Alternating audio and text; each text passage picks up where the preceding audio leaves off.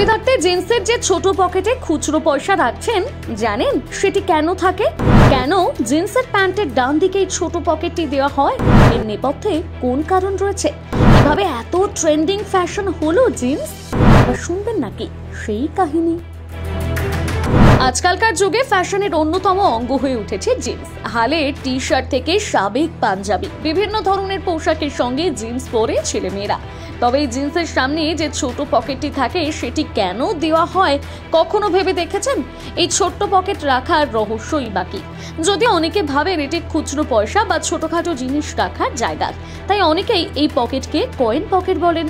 আবার বহু মানুষ এমন রয়েছেন যারা এই পকেটে কিছুই রাখেন না।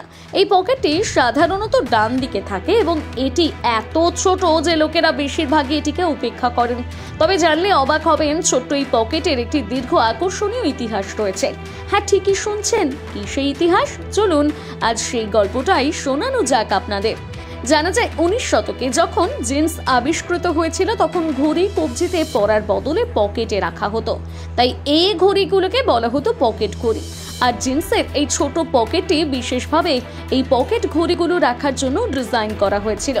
এই পকেটটি এত ছোট করা হয়েছিল যাতে পকেট ঘড়িটি নিরাপদে রাখা যায় এবং কাজ করার সময় পড়ে না যায়।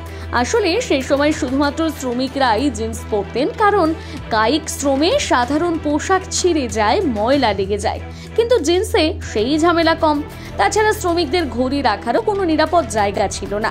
এই কারণেই ছোট পকেটটি জিন্সে তৈরি করা হয়েছিল যাতে শ্রমিকরা তাদের ঘড়ি নিরাপদে রাখতে পারে এবং সময়ের দিকে নজর রাখতে পারে।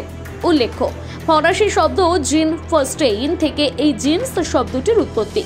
সুতির কাপড়ের একটি বিশেষ ধরনকে বোঝাতে এই ধরনের শব্দ ব্যবহার করা হয়। অনেকেই মনে করেন ইটালির একটি শহরে প্রথম জিন্স তৈরি হয়েছিল 15 শতাব্দীতে। আবার কারো মতে এটি নাকি ফ্রান্সে প্রথম তৈরি হয়েছিল।